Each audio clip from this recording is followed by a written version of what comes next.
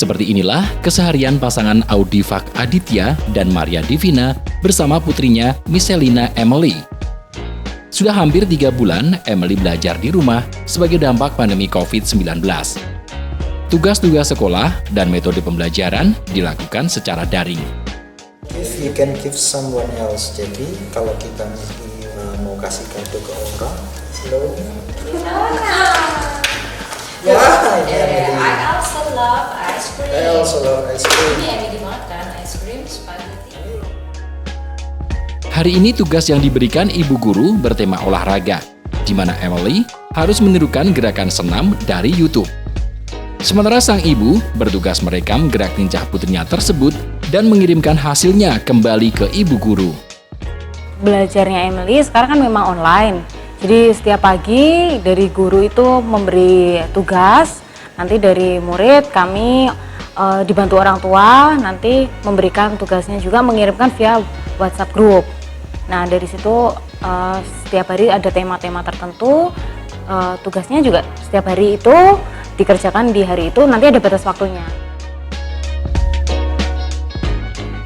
Tahun ajaran baru 2020-2021 adalah waktu untuk Emily masuk ke jenjang sekolah dasar.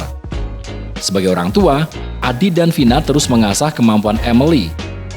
Berbagai inovasi pembelajaran serta berdiskusi langsung dengan sang anak terkait tema pembelajaran terus dilakukan agar Emily tidak merasa bosan.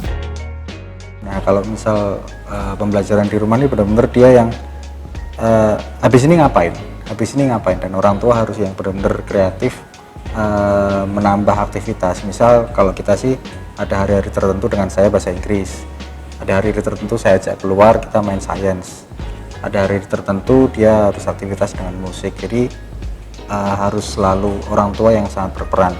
Kalau bosan pasti bosan, karena juga di rumah juga terbatas, bertemunya juga orang-orang ini aja, orang tua, terus ada eyang, karena kebetulan dekat jadi dengan eyang. Nah untuk yang belajar tadi, kalau kami kemarin diskusi bersama dengan Emily, karena kami juga tidak mau untuk kemudian, karena ini pasti juga untuk dia juga pasti berat juga, karena tidak boleh bertemu teman-teman. Nah kami punya ini Emily pengennya belajar apa setiap harinya. Jadi selain yang di sekolah, kami seperti yang dikatakan tadi, kita ada jadwal-jadwal yang kami sebagai orang tua menambahkan.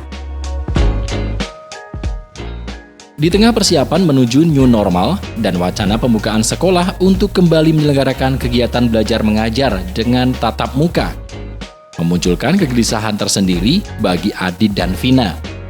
Meskipun menjadi sektor yang paling akhir dibuka dan belum ditetapkan kapan, sebagai orang tua, mereka khawatir jika pemerintah terlalu buru-buru memberlakukan KBM dengan tatap muka di sekolah, justru akan membahayakan para peserta didik. Kalau kami misalnya kegelisahannya adalah kebetulan anak kami kan umur SD, TK menuju ke SD itu adalah usia yang mereka yang penting main. Iya, masih berpikirnya bertemu teman senang gitu. Tidak berpikir bahwa di luar sana ada penyakit yang memang membahayakan mereka. Dan itu mungkin terjadi juga untuk anak-anak yang lain. Jadi mereka akan bertemu teman ya sudah senang bertemu peluk apalagi tiga bulan sudah tidak bertemu kan pasti akan banyak yang mereka lakukan. Kegelisahan yang lain adalah kebiasaan. Anak-anak itu kan disuruh pakai masker, cuci tangan sebenarnya sudah bisa, tapi ketika dia bertemu teman, mungkin aktivitas fisik di kelas dan segala macam mungkin akan pengap. Dan pengap itu otomatis dia akan melepas. Dan kalau sudah lepas, terus kebiasaan anak pegang ke sana kemari tanpa ada perhatian yang sangat khusus per anak, itu akan menjadi sangat susah sebenarnya.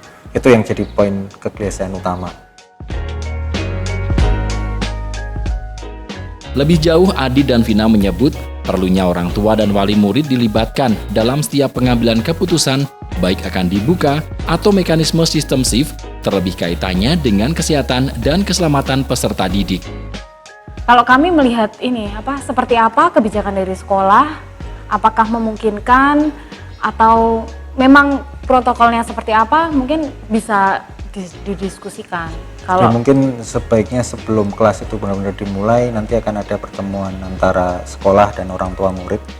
Mungkin yang lebih benar adalah protokol yang jelas itu seperti apa. Jadi tidak ada pertanyaan lagi dari orang tua ketika nanti shift ini memang diberi jarak. Kan tujuannya kan adalah mengurangi populasi ketika anak sekolah, jadi mungkin setengahnya. Tetapi aktivitas di lain selain yang belajar ini loh yang kita tanyakan. Maksudnya kalau misalnya masih ke anak-anak, mungkin nanti akan ada masih ada aktivitas fisik ketika mereka istirahat. Apakah dengan sistem shift itu istirahatnya terus juga social distancing, ataukah physical distancing, apakah kegiatan seperti misal upacara, olahraga, ataukah makan bersama, itu menjadi poin-poin utama yang harus didiskusikan secara jelas terlebih dahulu. Sudah pada berpikir, udah hujan, terus mama, nah itu menjadi merasa hilang rawatnya. Kalau dari kami sudah sepakat sebenarnya kalau misalnya itu nanti akan dibuka, kita akan melihat situasi terlebih dahulu. Sudah ada standar yang jelas atau belum? Karena kalau misal nanti standarnya ternyata membuat anak jadi gampang sakit, toh kembali lagi yang penting kesehatan anak. Kalau dari orang tua sebenarnya tidak bisa memaksakan guru harus A, harus B, karena dari guru pun kalau misal satu kelas isinya lebih dari 20 atau misalnya nanti dibikin shift misal 10, tetap akan menjadi kesulitan bagi guru ketika jam istirahat, ketika jam pulang, ketika jam dia datang. Otomatis guru tidak bisa mengawasi semuanya dengan sempurna. Nah itu akan menjadi koreksi. Kalau dari kami sih mending kita tidak mensekolahkan anak terlebih dahulu, lihat wait and see terlebih dahulu.